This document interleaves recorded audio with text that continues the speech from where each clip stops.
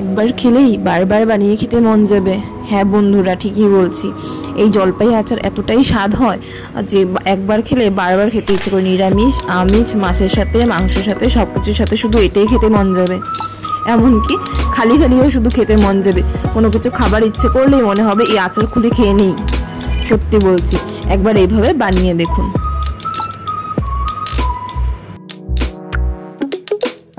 চলো শুরু করা যাক। তো বাবা নিয়ে এসেছিলো কিছুটা জলপাই, হয়তো এখানে 2 কেজি পরিমাণ হতে পারে। সবগুলোকে ধুয়ে ভালো করে আগে মুছে নিতে হবে। মুছে নিয়েছি, মুছে আমরা ছুরি আর বটি দিয়ে আমরা কেটেছি। প্রত্যেকটা জলপাইকে 3 টুকরো করেছি, মাঝামাঝিতে টুকরো করে। এখন এগুলোকে নুন আর হলুদ মাখিয়ে কিছু সময় রেখে দেবো। এখন বাজে ধরো রাত 8টা। তো আমরা এইভাবে মাখিয়ে, দেখুন হাতে থেকে জল ছেড়ে দিয়েছে নুনগুলো, এরকমভাবে মাখিয়ে সারা রাতের জন্য রেখে দিয়েছি। তো এখন বাজে সকাল 6টা। দেখুন জলপাইগুলো থেকে সব মানে জল বেরিয়ে এসে গেছে, জলপাইটা নরম হয়ে যায় এতে করে। এখন আমরা ডালাতে সবগুলোকে সুন্দর করে সাজিয়ে দিয়েছি। এখন আমরা ছাদের মধ্যে রোদে দিয়ে দেবো। এখন মৌরি, কালো জিরে, শুকনো মরিচ, মেথি আর জোয়ান নিয়েছি। জোয়ান কিন্তু খুবই স্বাদ হয়। আর সাথে নিয়েছি কিছুটা সর্ষ। প্রথমে আমরা সরষেকে একটু ভেজে নিয়েছি। সবগুলো মশলাকে হালকা গরম করে নেব।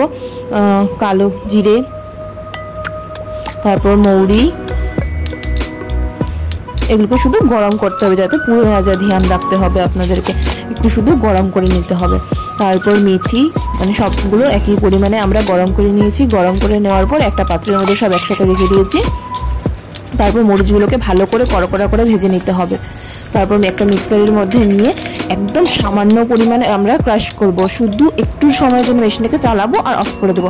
এদিকে সরষের তেল গরমের জন্য বসিয়ে দিয়েছি, ততক্ষণে সরষের তেলটা গরম হয়ে যাক। একদম ধোঁয়াদার গরম করতে হবে সরষের তেলকে। দেখুন মরিচগুলো একদম কড়কড়া হয়ে গেছে। এবারে এতে মিক্স করব।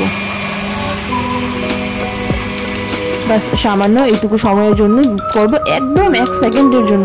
দেখুন কত গুঁড়ো গুঁড়ো হয়ে গেছে। এরকমই মানে দানা দানা থাকতে হবে, তাহলেই ভালো হবে আচারটা। দেখুন তেল থেকে ধোঁয়া বেরিয়ে গেছে, তেলের রঙটাও পরিবর্তন হয়ে গেছে। আগে কেমন সোনালি হলুদ ছিল, এখন কেমন সবুজ সবুজ হয়ে গেছে। এদিকে এসে দেখি 11:30টা বাজে। ঠিক আমাদের আচারগুলো শুকিয়ে গেছে। দেখুন মুখগুলো কিরকম সাদা সাদা হয়ে গেছে। তো মা আর আমি নিয়ে গেলাম এগুলো। সব আচারের গুঁড়ো মশলাগুলোকে একটা গামলার মধ্যে নেব। নিয়ে এখন আমাদের জিরা আর ধনের গুঁড়ো দেবো 2 চামচ। নুন আপনাদের যতটুকু চাই ততটুকু দিন, একটু বেশি দিলেও কোনো অসুবিধা নেই। তারপর কিছুটা হলুদ আগেও দিচ্ছিলাম, হলুদ এখনও দিচ্ছি, কারণ হলুদগুলো সব তো বেরিয়েই গেছিলো। আর নুনও বেরিয়ে গেছে, তা নুন বেশি হলেও আপনাদের সমস্যা হবে না কিছুই। সবগুলোকে ভালো করে মিক্স করে নেব। তারপর এই গরম তেলের মধ্যে একটুখানি পরিমাণ হিং দেবো। হিঙে খুব ভালো স্বাদ আসে। আর মরিচটা কিন্তু ওখানে দেবে না, এই আমরা মরিচটাকে তেলের সাথে মিক্স করে দেবো। আপনারা যতটুকু চান ঝাল অতটুকু মরিচ, এতে ঝাল হয় না কিন্তু, যেহেতু টক থাকে, টকটা ঝালকে মেরে ফেলে। এরকমভাবে তেলের সাথে মিশিয়ে দিলে কি হয় জানেন, আচারটা লাল হবে, তখন দেখতে খুব সুন্দর রং হবে বাজারের মতন।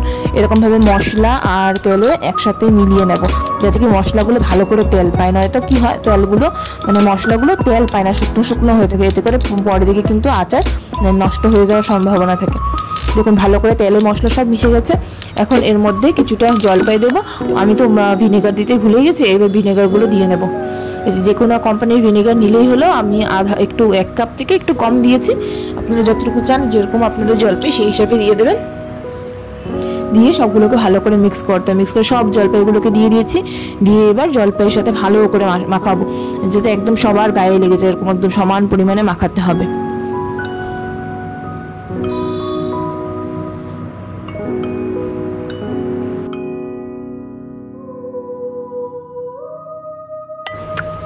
দেখতে পাচ্ছেন সবগুলো একদম মাখানো হয়ে গেছে, কি সুন্দর লাগছে দেখতে।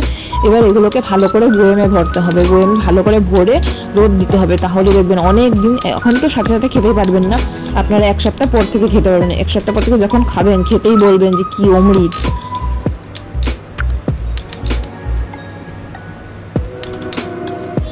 দেখুন বয়ামটাকে ফার্স্টে ভালো করে ধুয়ে নেবেন। ধুয়ে এরকমভাবে পরিষ্কার করে একদম শুকনো করবেন। শুকনো করে রোদের মধ্যে অনেকক্ষণের জন্য দিয়ে রাখবেন, যাতে করে কোনো দিনে নষ্ট হবে না, আপনার আচার অনেক দিন রাখতে পারবেন। এবার আচারগুলোকে আমরা অল্প অল্প করে ভরে নেব আস্তে আস্তে করে। কোনো বাসনপত্রে যাতে কোনো জল না লাগা থাকে, এটা কিন্তু একদম সাবধান থাকবেন। যদি একটুখানি জল ছোঁয়া লেগে যায়, সেই আচার নষ্ট হয়ে যাবে, আপনি যতই ভালো বানান না কেন। আর এখন কি করবো, আমরা আচারটাকে এখন এটাকে শেক করতে হবে। আপনাদের যত ঝাঁকুনি দেবেন তত কি হবে, যত আচারের মশলাগুলো উপরে আছে মশলাগুলো নিচে এসে দেখুন এরকমভাবে ফার্স্টে কী করবেন, পাশ করে নিয়ে এরকম গোল গোল ঘোরাবেন, তেলগুলো সব উপরে যাবে। তেলগুলো কী করবে, আচারগুলোকে মানে আচারের যে মশলাগুলো আছে মশলাগুলোকে নিচে নিয়ে আসবে। এতে করে কী হয়, মশলাগুলো নিচে নেমে যাবে আর তেলগুলো উপরে উঠে যাবে। এতে করে আপনার আচারে কম তেলে অনেক দিন ভালো থাকবে আর তেলগুলো উপরে উঠে যাবে। নয়তো সবাই বলে তেল অনেক চাই, কেজি কেজি তেল চাই। কোনো কেজি কেজি তেল চাই না, যেরকম ঝাঁকুনি দিলেই আচারের মশলাগুলো নিচে এসে যাবে, তেলগুলো উপরে উঠে যাবে, কোনো ঝামেলাই নেই। এই দেখুন কতটা তেল উপরে উঠে এসেছে। রেসিপিটা যদি পছন্দ হয়ে থাকে লাইক শেয়ার সাবস্ক্রাইব করবেন।